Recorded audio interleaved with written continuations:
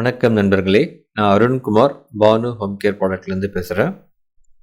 Chemicals சார்ந்து சிறு தொழில் சுயதொழில் செய்கிற எல்லாருமே அவங்க ப்ராசஸில் என்ன வாட்டர் யூஸ் படுத்துகிறாங்க அப்படிங்கிற ஐடியா நிச்சயமாக இருக்கணுங்க. ஏன்னா அவங்களோட எல்லா மேக்கிங் ப்ராசஸ்லேயும் வாட்டரை பயன்படுத்துவாங்க. அதுவும் வாட்டரோட அளவு தான் அதிகமாக இருக்கும். ஸோ அதனால் இந்த பதிவில் நம்ம என்ன தெரிஞ்சுக்க போகிறோம்னா, வாட்டரில் எத்தனை டைப்ஸ் இருக்குது, நம்ம ப்ராசஸ்க்கு நம்ம எதை பயன்படுத்தணும், நல்ல வாட்டர்னு எதை சொல்லலாம், அதாவது வாட்டர் குவாலிட்டி பேராமீட்டர்ஸ் என்ன, சப்போஸ் வாட்டரோட குவாலிட்டி சரியில்லைன்னா என்ன மாதிரி ப்ராப்ளம் வரும் அப்படின்னு பார்க்கலாங்க.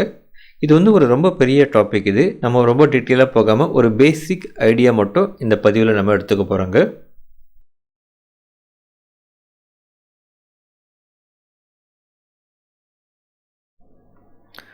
வாட்டரில் எத்தனையோ வெரைட்டி இருக்குங்க. Distilled water, DM water, RO water, mineral water, tap water, boiler feed water, potable water, raw water, rain water, அப்படி சொல்லிகிட்டே போகலாங்க. 2 வாட்டரை பற்றி மட்டும் நம்ம இப்போ கொஞ்சமாக டிஸ்கஸ் பண்ணலாங்க. First DM water. டிஎம் வாட்டருக்கு full form demineralised water. அப்படின்னா என்ன அர்த்தம்னா, அந்த வாட்டரில் மினரல்ஸ் எதுவுமே இல்லைன்னு அர்த்தம். சுத்தமான வாட்டர், இல்லைன்னா மினரல்ஸ் ரொம்ப ரொம்ப ரொம்ப குறைவான அளவில் இருக்குன்னு அர்த்தம். பெரும்பாலான இண்டஸ்ட்ரீஸில் இந்த வாட்டர் தான் பயன்படுத்துவாங்கங்க. அடுத்து RO water. Full form reverse osmosis water. இந்த வாட்டரில் கொஞ்சமாக மினரல்ஸ் இருக்குங்க. இருந்தாலும் இது நார்மல் இண்டஸ்ட்ரியல் ப்ராசஸ்க்கு மோரலஸ் எல்லாருமே பயன்படுத்தக்கூடிய வாட்டர் தாங்க இது. இதில் அட்வான்டேஜ் என்னென்னா எக்கனாமி. டிஎம் வாட்டர் பண்ணும்போது அதனோட காஸ்ட் எஸ்டாப்ளிஷ்மெண்ட் ரொம்ப அதிகமாகும். ஆர்ஓ வாட்டர் பொறுத்த வரைக்கும் ரொம்ப சின்ன லெவலில் கூட நம்ம பண்ணிக்கலாம். ஒரு 5000 ருபீஸ் இருந்தால் கூட ஒரு ஆர்ஓ பிளான்ட் நம்ம செட் பண்ணிடலாம். அது கூட முடியாதவங்க, இந்த மாதிரி ஆளுங்க சின்ன லெவலில் பண்ணுறவங்களாம் கேன் வாட்டர் வாங்கி அதை நாங்கள் பயன்படுத்துவோம். எந்த வாட்டர் பயன்படுத்தணுங்கிறது அவங்க எந்த ப்ராசஸ்க்கு பயன்படுத்த போகிறாங்க, என்ன ப்ராடக்ட்டுக்கு பயன்படுத்த போகிறாங்கன்றதை பொறுத்து தாங்க. நம்மளை பொறுத்த வரைக்கும் ஹோம் கேர் ப்ராடக்ட்ஸுக்கு நம்ம ஆர்ஓ வாட்டரை பயன்படுத்துறது சீப் அண்ட் பெஸ்ட்.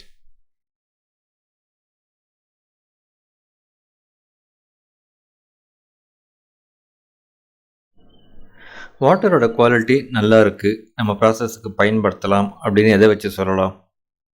வாட்டரை பொறுத்த வரைக்கும் 25க்கும் மேற்பட்ட குவாலிட்டி பேராமீட்டர்ஸ் இருக்குங்க. அது முக்கியமான சிலதெல்லாம் பார்க்கலாம். Clarity and colour. வாட்டர் கிளியராக டிரான்ஸ்பரண்ட்டாக இருக்கணுங்க. எந்த கலரும் வாட்டருக்கு இருக்கக்கூடாது. பிஹெச். ஜென்ரலாக வாட்டரோட பிஹெச் 7 இருக்காது, ஸ்லைட்லி அசிடிக்காக தான் இருக்கும். டிஎம் வாட்டருக்கு மட்டும்தான் பிஹெச் 7 இருக்கும். அடுத்து ஹார்ட்னஸ். நம்ம வாட்டருக்கு முக்கியமான குவாலிட்டி பேராமீட்டர் ஹார்ட்னஸ் தாங்க. ஹார்ட் வாட்டரை நம்ம பயன்படுத்தவே கூடாது. ஹார்ட் வாட்டராக இருந்தால் நாம் அதை தவிர்க்கணும். ஹார்ட் வாட்டர் அப்படின்னு என்ன அர்த்தம்னா, அதில் சால்ட்ஸ் மினரல்ஸ்லாம் இருக்குதுன்னு அர்த்தங்க. வாட்டரில் எப்படி சால்ட்ஸ் மினரல்ஸ்லாம் வருதுன்னு பார்த்தீங்கன்னா, இது ஒரு நேச்சுரலான ப்ராசஸ் தான். நம்மளுக்கு வாட்டர் எங்கேருந்து கிடைக்குது, வாட்டர் சோர்ஸ் அப்படின்னு பார்த்தீங்கன்னா, போர்வெல் வாட்டர், அதாவது பூமிக்கு அடியிலேருந்து கிடைக்கும். அப்படி இல்லைன்னா ஏதாவது கிணத்துலேருந்து கிடைக்கலாம், இல்லை குளத்துலேருந்து கிடைக்கலாம், இல்லை ஏரி, புழல் ஏரி, ஏரியிலேருந்து கிடைக்கலாம். இந்த மாதிரி எங்கேருந்து வேணால் கிடைக்கலாம். ஸோ எல்லா இடத்துலையுமே பார்த்தீங்கன்னா வாட்டர் மண் கூட காண்டாக்டில் இருக்குது, டச்சில் இருக்குது. மண், நீங்கள் எந்த இடத்துல ஒரு கைப்பிடி மண் எடுத்தாலும் அதில் நிறைய சால்ட், நிறைய மினரல்ஸ் இருக்குங்க. ஸோ ஆட்டோமேட்டிக்காக அந்த சால்ட், அந்த மினரல்ஸ்லாம் வாட்டருக்குள்ளே வந்துடும். ஸோ இதுதாங்க வாட்டரோட ஹார்ட்னஸ்க்கு காரணம். இந்த ஒரு காரணத்துக்காக தான் நாம் வாட்டரை ப்ராசஸ் பண்ணி நம்ம ப்ராசஸ்க்கு பயன்படுத்துகிறோம். ரெயின் வாட்டர் சுத்தமான வாட்டர்னு சொல்லுவாங்க. என்ன காரணம்னா, அந்த ரெயின் வாட்டர் பூமியில் மண்ணில் டச் ஆகலை. ஸோ அதனால் அதை சுத்தமான வாட்டர்னு சொல்கிறாங்க. ஆனால் உண்மையிலேயே ரெயின் வாட்டர் கூட பியூர் வாட்டர் கிடையாது. ஏன்னா நம்ம அட்மாஸ்பியர்லேயே நிறைய இண்டஸ்ட்ரீஸ் வந்துருச்சு, ஆட்டோமொபைல்ஸ் வந்துருச்சு, நிறைய பொல்யூஷன்ஸ் இருக்குது. ஸோ நம்ம அட்மாஸ்பியருக்குள்ளே நுழைஞ்ச உடனே அந்த வாட்டர் பொல்யூட்டட் வாட்டராக மாறிடுது. ஸோ அதுவும் பியூர் வாட்டர் கிடையாதுங்க. அடுத்து டிடிஎஸ், அதாவது டோட்டல் டிசால்வ்டு சாலிட்ஸ், இல்லைன்னா சால்ட்ஸ். வாட்டரில் கரைஞ்சிருக்கக்கூடிய சால்ட்டோட அளவுங்க, மினரல்ஸோட அளவு. இதுவும் ஒரு முக்கியமான குவாலிட்டி பேராமீட்டர்.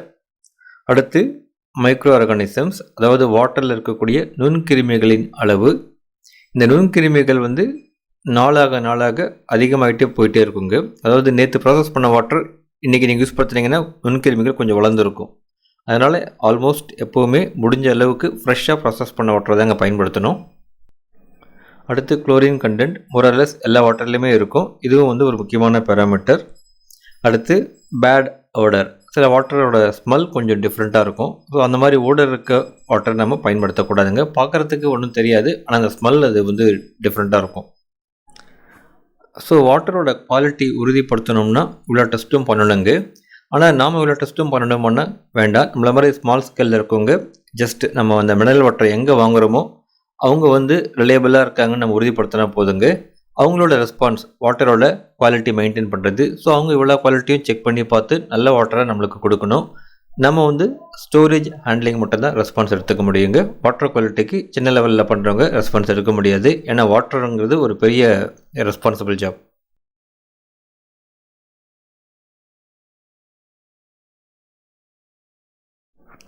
நம்ம யூஸ் படுத்துகிற வாட்டரோட குவாலிட்டி எந்த அளவுக்கு தரம் குறைவாக இருக்கோ அது அந்தளவு அதிகமாக பிரச்சனைகளை ஏற்படுத்துங்க. குறிப்பாக சொல்லணும்னா ஹார்ட்னஸ் அதிகமாக இருக்கிற வாட்டர் க்ளீனிங் பர்ஃபார்மன்ஸ், வாஷிங் பர்ஃபார்மன்ஸை குறைக்குங்க. அதே மாதிரி ப்ராடக்டோட ஸ்டெபிலிட்டி, ஷெல்ஃப் லைஃப் குறைவாகும். இன்னும் சில சமயத்தில் வந்து அது சர்ஃபேஸை டேமேஜ் பண்ணுறதுக்கு சான்ஸ் இருக்குங்க. இப்போ எக்ஸாம்பிளுக்காக நம்ம கிளாஸ் கிளீனர் எடுத்துக்கிட்டோம்னா, நம்ம கிளாஸ் கிளீனர் பண்ணும்போது நம்மளோட வாட்டரோட குவாலிட்டி சரியில்லைன்னா ஹாட் வாட்டரை பயன்படுத்தினோம்னா சில சமயம் அந்த கிளாஸில் ஸ்க்ராச்சஸ் ஆகிறதுக்கு சான்ஸ் இருக்குங்க. அதே மாதிரி குறிப்பாக அந்த மைக்ரோபியல் கண்டென்ட், அதாவது மைக்ரோப்ஸ் அதிகமாக இருந்ததுன்னா ப்ராடக்ட் குயிக்காக கெட்டு போயிடும். அது மட்டும் இல்லாமல் அந்த ஸ்மெல் வந்து பர்ஃப்யூம் ஸ்மெல்லை குறைச்சிடும். ஒரு 1 வீக் 10 டேஸ்லேயே 10 டேஸ்க்கு அப்புறம் இந்த பேட் ஸ்மெல் தூக்க ஆரம்பிச்சிடும். கிட்டத்தட்ட அது பிஸ்னஸையே பாதிக்கக்கூடிய அளவுக்கு போயிடுங்க இந்த மைக்ரோப்ஸ் மட்டும் உள்ளே இருந்ததுன்னா.